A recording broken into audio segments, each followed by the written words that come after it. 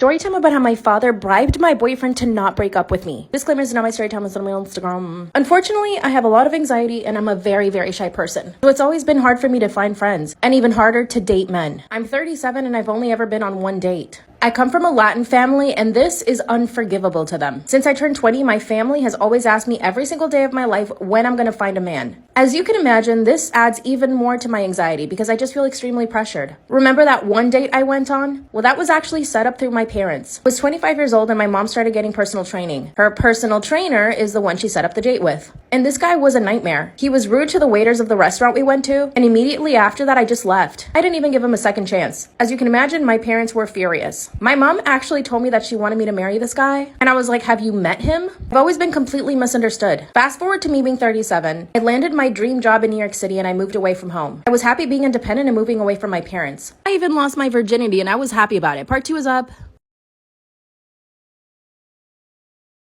Story time about how my father bribed my boyfriend to not break up with me. Disclaimer, is not my story time, it's something on Instagram. Finally lost my virginity at 37 years old. I was living by myself in New York City and I had finally moved away from my toxic parents. But my parents would call me every single day. And guess what they would ask? Did you finally meet someone at work? Apparently, I was about to meet somebody at work that I would marry. So this is how I met the guy I lost my virginity to. At work. I guess my parents were right. I work in fashion and marketing and every day I went to work I had to dress up really well. And it was fun. Again, for the first time in my life, I was coming out of my shell. One of the editors at my job started noticing me. He invited me out to coffee and told me he wanted to show me the ropes. This was the first time that I found myself really attracted to a man. As you can imagine, I was so down. Ended up going to a bar and having wine together. After that, everything is a blur. I know that I kissed him and he kissed me back. That's when he asked me to go on a second date. And on the second date, we did it. I ended up losing my virginity and I called my parents and told them. This actually made them very happy. But now they said I had to marry the guy. But guess what? This guy wanted to be my boyfriend. And we started dating. But then I found something out. Part 3 is up. Story time about how my dad bribed my boyfriend to not break up with me. Disclaimer, this is not my story time, it's on me on Instagram. But that's when I found out that my boyfriend was bi. One day he just tells me that he's attracted to men. At this point, we'd been together for 6 months. This obviously broke my heart because he didn't tell me before. And also, my parents would never accept that. This man was basically asking me for an open relationship. He even told me that I should consider myself lucky that he didn't go cheat on me. This all rubbed me the wrong way. Even though I was in love with him, I knew that I couldn't accept that. But at my age, can I really afford to say no to a man? I finally ended up telling him that I don't think I would be comfortable with an open relationship. He instantly broke up with me. I called my parents to tell him and they were upset. That's when my father took it upon himself to call my boyfriend and tell him that he would pay him $6,000 to stay with me. And guess what my boyfriend did? This man accepted. He took $6,000 and stayed with me for another year. Exactly a year later on Christmas, my father tells me that I should be grateful to him. When I asked him why, he said, well, I paid him to stay with you. And you're happy now, aren't you? Should I break up with my boyfriend and break ties with my family? Story time about how I got the best revenge on my mother-in-law who was horrible to me for years. My mother-in-law hated me from the moment we met. Think evangelical Catholic meets goth atheist. I moved in with her son and had a baby without getting married, and she truly believed I was a devil incarnate sent to draw her baby boy into the depths of hell. There followed years of petty microaggressions, a constant barrage of manipulation and guilt tripping and doing things like offering to watch the kids, then pulling out a half hour before, or buying the kids a puppy when we expressly said no, and then blaming us when she had to take the poor thing back. She pushed over my motorbike, turned up at my work, tried to rearrange the furniture in our house, and constantly talked about God and Jesus in front of the kids and told them that they were going to hell because they weren't baptized. I went VLC and things were quiet for a while. I never cared about getting married. I felt weddings were a waste of money. I'd rather have a boat or a new motorbike, but it was important to hubby, so I agreed, on the condition that it was not a church wedding. Apart from the generally problematic nature of the church, I experienced religious trauma growing up and I wasn't prepared to compromise. Hubby agreed and we started planning. 2 days after we announced our engagement, to much wailing, gnashing of teeth, and general dismay, a priest arrived on our doorstep. He had been sent by my mother-in-law to schedule a date for our wedding and book us in for premarital counseling. I was very nice to him.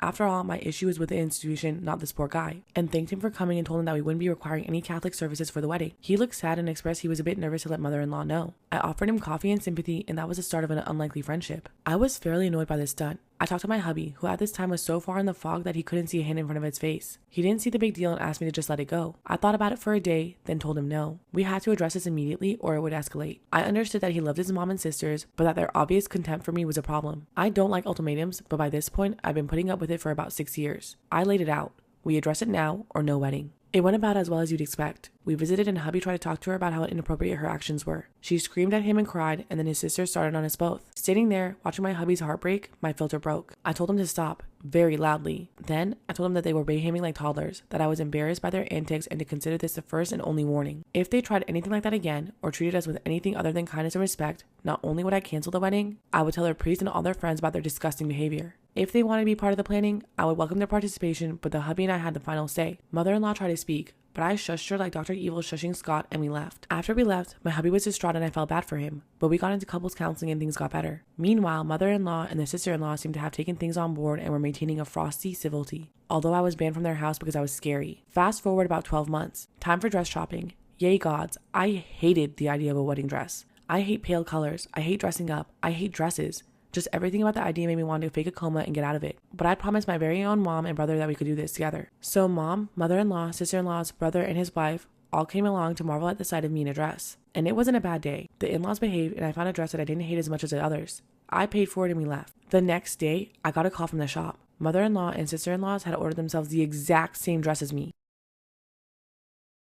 Part 2. Revenge on my mother-in-law who was horrible to me for years. The next day, I got a call from the shop. Mother-in-law and sister-in-laws had ordered themselves the exact same dress as me. I told hubby and he didn't really believe it. I laughed for a bit, went back to the shop and ordered a new dress. This one was dark purple with a black trim. And then I had the idea. I don't have a lot of female friends, but all of my male friends have wives who had wedding dresses. And sometimes they say that they feel sad that they spent all the money on a dress that they'll never wear again. I talked to hubby and he agreed. So the invitations went out and every person who had ever worn a wedding dress was invited to wear it to our wedding. Mother-in-law and sister-in-laws got a different invitation that specifically asked that they not wear white. Dress code was stated, whatever you're comfortable in. I wasn't there for the initial confusion that swiftly turned to rage, but my mom and brother gleefully recounted their story later. All four of them turned up in their beautiful white dresses with their beautiful makeup and hair, and were completely absorbed by the rest of the crowd. They didn't stand out. They looked exactly like everyone else, except for my mom and brother's wife, who wore purple like me. They weren't going to ruin my day by upstaging me. My hubby, who up to that point really didn't think they would do something so vile, turned to stone that day. They had finally shown the depths that they would sing to and the last of the fog had swept away. I turned up in the sidecar of a Harley, and I walked down the aisle to the Imperial March myself. My brother was maid of honor and his wife was my hubby's best man. Remember the priest?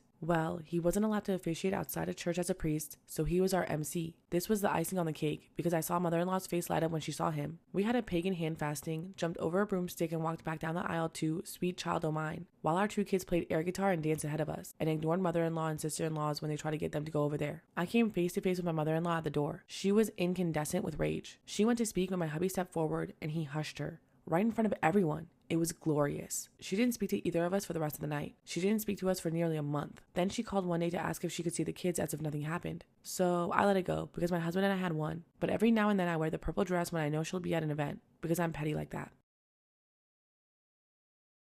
This is a classic case of consequences of your actions, okay? I got a girl pregnant that I barely know and she wants to keep the baby. Back in June, my family and I, 18 male, went on a cruise for vacation. This is a cruise, baby! Oh my god! For anyone who hasn't been on a cruise, it's basically a giant all-inclusive party. So while my parents had spa appointments or lounge by the pool, I would just go to the clubs or the pool bar and just have fun. I met a girl, 18 female, on the cruise the first night we were there and we just instantly clicked. She's gorgeous, funny, and we had a lot in common. We exchanged numbers and hung out again the next day too. Her family was staying just one day shy of mine and we pretty much hung out for the rest of her trip. We did hook up more than once, so obviously we had a lot of fun together. This is just, blows my mind. I feel like these are little kids. Like, what are you doing? Go play in the kids club. Why are you sleeping with each other? Stop. We Snapchatted a bit after the trip, but she lives in South Carolina and I live in Florida, so we didn't really talk and just kind of moved on.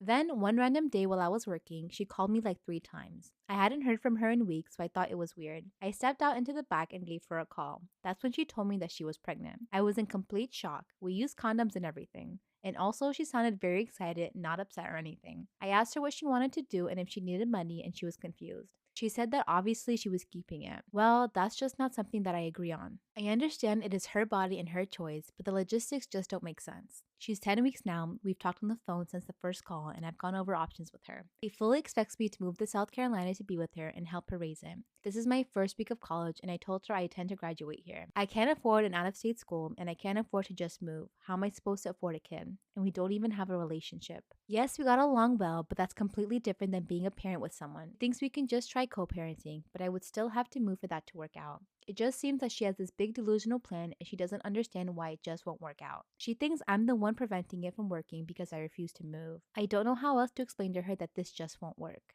I think there's an update. Okay, I did tell my parents. They were pretty surprised and disappointed, but also agreed that we don't know for sure if it's mine. This also isn't their first rodeo with all of this. My brother knocked up his high school sweetheart, so we're just doing a great job of making them proud. They have a lawyer that they've used, so we were able to have a call with him. He actually helped me draft up a text to send to her, basically saying that I won't respond until a DNA test can be done. They do have non-invasive tests they can perform while she's pregnant. They're just expensive. My parents offered to help me with the cost, but I'm just going to suck it up and cover it. I texted her that and didn't reply to anything she sent. She went off on a tangent about how I'm the only person she slept with in months. It's fate. We're meant to be together and all that. Then there was silence for a bit, and then she finally agreed to do a test. My parents' lawyer found a doctor that can perform it, and we scheduled it for next Tuesday. So I'll be driving up to South Carolina just for the test and coming back down. I really don't want to miss much class, but apparently not many places are open the weekend because of the holiday. She still texts me and tries to FaceTime me. I haven't had the heart to send anything back outside of just planning to go up there for the test. She's trying to plan for me to meet her parents, go to dinner, and all of that, but that's not what this trip is for. She added me to a baby Pinterest board, asked me about names. I just can't handle it. I also made an appointment with my doctor to look into getting a vasectomy because this has just scared the shit out of me and I'd rather not have it ever happen again. Oh my god, I feel bad. Okay, I kind of take back my comment. I feel so bad. Like, this sucks.